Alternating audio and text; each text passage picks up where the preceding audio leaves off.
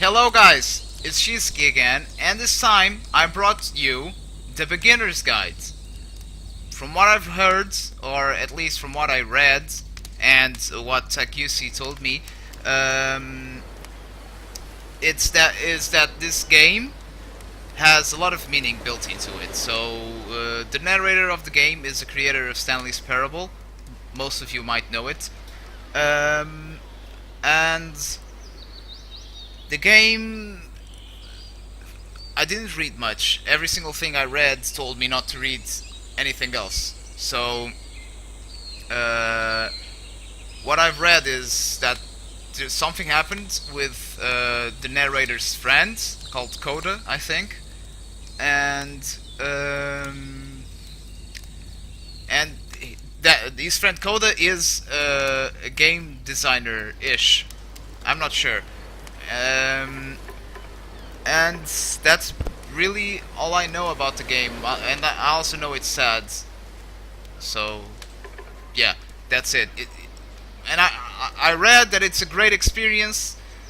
So let's get started first of all. And if you guys enjoyed the first episode, if you guys enjoyed the game, enjoyed the experience, either go buy it or see me or both. You can do both, you know. Just stick with me for all these episodes, okay? You're gonna have a great experience. Hi there. Thank you very much for playing the Beginner's Guide. My name is Davey Reedon. I wrote The Stanley Parable, and while that game tells a pretty absurd story, today I'm going to tell you about a series of events that happened between 2008 and 2011. We're going to look at the games made by a friend of mine named Coda. Now, these games mean a lot to me. I met Coda in early 2009 at a time when I was really struggling with some personal stuff, and his work pointed me in a very powerful direction. I found it to be a good reference point for the kinds of creative works that I wanted to make. So just to start you off, this is, I think, the first game he ever made. It's a level for Counter-Strike. You can walk around here, by the way. And mostly it's just Coda learning the basics of building a 3D environment. But what I like is that even though he starts from the simple aesthetic of a desert town, he then scatters these colorful abstract blobs and impossible floating crates around the level. And of course, it destroys the illusion that this actually is a desert town, and instead this level becomes a kind of calling card from its creator. It's like a reminder that this video game was constructed by a real person. And it kind of makes you wonder, what was going through his head as he was building this? This is what I like about all of Coda's games. I mean, not that they're all fascinating as games, but that they are all going to give us access to their creator. I want us to see past the games themselves. I want to get to know who this human being really is. And that's exactly what we're going to do here. So, it's 2008, Coda starts making these games, and he never releases any of them. He doesn't put them onto the internet, he just makes them and then immediately abandons them, and they sit on his computer forever.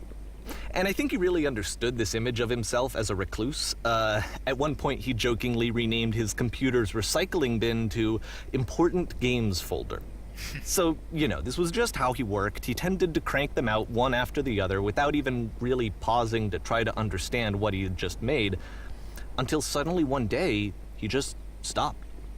In 2011, that was it. He made his last game, and then he hasn't made another one since. And that's why I've taken this opportunity to gather all of his work together, is because I find his games powerful and interesting, and I'd like this collection to reach him, to maybe encourage him to start creating again.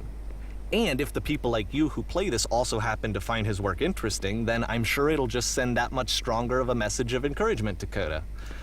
So thanks for joining me on this. If you have a particular interpretation that I haven't mentioned here, or if you just need to get in touch, you can email me at daveyWreden@gmail.com.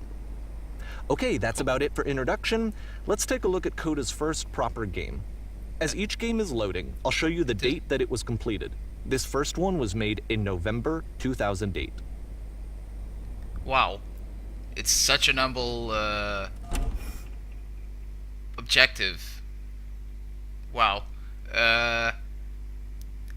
Wow, I'm liking this. It's oh wow. Oh. Whisper machine active. Chip destruction imminent. Now I feel This like game is called Escape from Whisper, and it's one of the Sorry. more generic games you'll see from Coda. I feel like I'm inside someone's head now. Like the way he introduced us to the game, I feel like I'm inside. You can click to fire the gun. I feel like I'm inside Coda's head.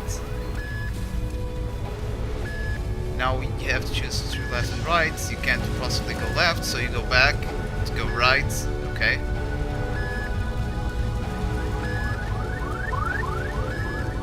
Wow. Wow. It really feels like I'm inside someone's head. I don't know if you guys get the same feeling, but I feel like I'm Security inside. code breached. Hostile alien life form inbound. I feel like I'm inside someone's subconscious or something. It kinda looks like this game was abandoned mid-development. For instance, you have this gun, which you'd think would indicate that there are supposed to be monsters or enemies somewhere, but then clearly there are no enemies anywhere. You can't even reload the gun when you run out of bullets. But ultimately we don't really know. Maybe Coda thought that actually it was complete the way that it is. And I think that we should talk about his games for what they are, rather than for what they're not. Enemy force neutralized. Begin ship evacuation. I love how you can see the bottom of the universe from this room. Yeah, you can actually see. This is called the skybox. If you don't have experiences on games, you actually the sky is a box. Just gives you the feeling that it's not. It's really smart. Apparently, this space station has a labyrinth on it. Sure, I don't know. There's really no reason for it that I've ever been able to discern, so in the interest of time, I'm just gonna skip you on past it. Oh, thank you. Okay, this is the part that's interesting. The game has this narrative about the Whisper machine and how it has to be turned off, and then you get to the engine room. Okay, let's go. This is the engine. Hey, you there, in the engine room. You could save us all. That beam is powering the Whisper machine. We could disrupt it by introducing a great enough heat signature. If your body could stop the beam. It's so much to ask, but for all of our lives, would you do it? Could you give yourself? Nice. I love this. I love when games do this. They put you with this decision.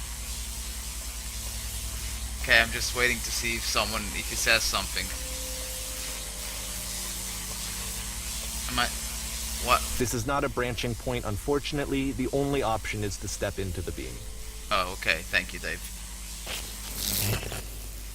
Let me pause here for a second. What you just experienced, stepping into the beam and then dying, is probably what Coda had initially intended when he was developing this level. But when he first compiles and plays it, something goes wrong. There's a bug somewhere. And this is what happens instead.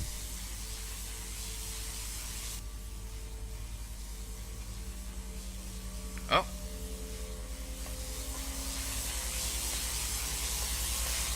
Am I supposed to go back? No. Am I supposed to kill myself again? Huh? What? Come on. What? This... The beam causes you to start floating. And this is an important moment for him. Because yes, this is technically a glitch, but Coda identifies something human about it. Like how small it makes you feel in the face of this larger chaotic system. Or this floating could be the afterlife, a peaceful place, juxtaposed against all of the hysteria that you've just had to traverse. I don't even know. I have no idea what he was thinking, but what's clear is that after making this, something lodges itself in his brain. He wants to do more of these really weird and experimental designs. So he stops work on this and moves on to a stream of tiny little games that go in all sorts of directions. Let's go ahead and take a look at the first game he made after leaving this one behind. Wow. This game. Wow. The past was behind. Yep. In this game, you can only walk backwards. Wow! What the fuck? It's crazy! Okay. Uh.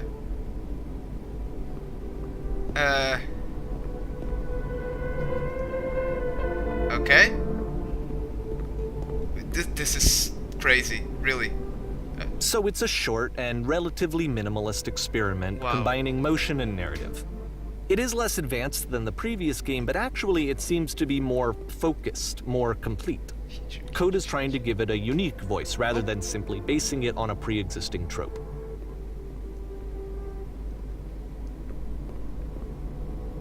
Looks, it becomes clearer.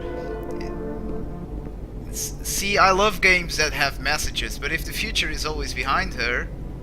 Okay, wait, okay. How will she find the strength? How will she find the strength to do something, to confront it? It was a door there, It's a wasn't short it? little thought, Oh. it says what it wants to say, and then it ends. Didn't need anything more than that. Which to me is why it works, because it Yeah. gets out quick. Totally. Okay, next one. Totally. I agree 100% with this guy. Okay, now I can walk, but I can only walk inside the road. Okay. And you are now entering. Let me just talk here for a minute. Maybe the game will let me talk. What I'm loving about this is that it makes you think. And if the story is true, we don't know if the story is true. I'm hoping it is, because that's what makes the game be awesome. Is, you know, someone did this, and you know the games give out so much of us, so much of the creator, and that's what makes the game. That's what makes video games an extremely complete form of art, and that's something I always wanted to show people. I don't think people get how much a game can be as an art, as a piece of art. I mean, so thank you, Takusi, for showing me this, because it is crazy. Thank you. Now let's keep going. And that's it. Oh. Okay, the meaning of this game won't be clear just yet. Please be patient with me for a few more games, and I promise you'll see what makes it interesting. Okay. Okay, one more chapter, and then I'll end the video. I'll probably be recording it. Oftentimes, Coda would put bizarre titles like this one at the start of his games. Okay. I wish I'd known him at the time that he was making these early games. He would really only talk to me about his work as he was making it. Once he stopped work on a game, that was it. It was dead to him. And I don't agree with that at all, but what are you gonna do?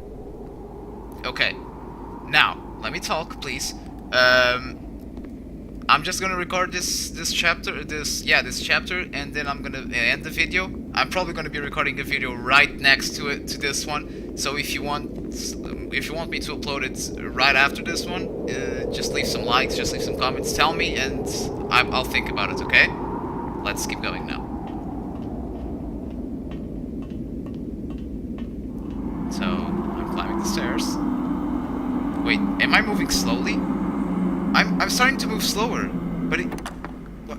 Once you've been slowed to an absolute crawl, the door at the top of the stairs opens. Okay, let's So just why, if Coda's not showing these games to anyone, why bother opening the door at all? Yeah. Well, that's to show you, I'm modifying the game here so that when you press enter, it'll bring you back up to full speed so you can enter the door for yourself. Okay, thank you for that. Now, when I go to the door, the game is nothing but giant blocks of text explaining what's happening. We walk around talking people down from pursuing the ropes, and there's over grim where you have to scream into a mic every 15 seconds to keep playing. Play as a pair of floating eyes, emitting footsteps A as a cut. room that's warm and nice and filled with little ideas for games. Yeah. Wow. Jesus! Coda would often tell me that he didn't mind if love people this. thought of him as cold or distant.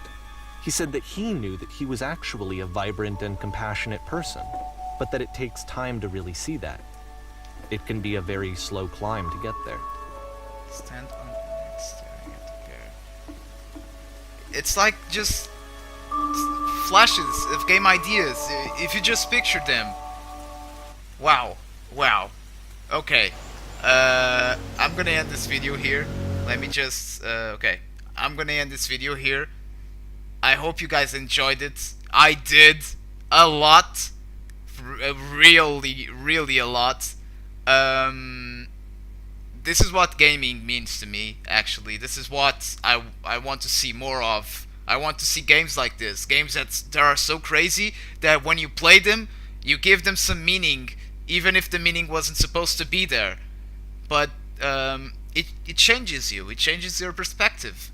That's what art is for. That's the actual definition of art. Art is something that provokes an emotion on its viewer, or in this case, it's not just a viewer, but you're actually part of the art. I'm just gonna end the video with that. Okay. Leave me a like. Leave me some feedback. Subscribe. I hope you enjoyed it, and I'll see you on the next one. See ya.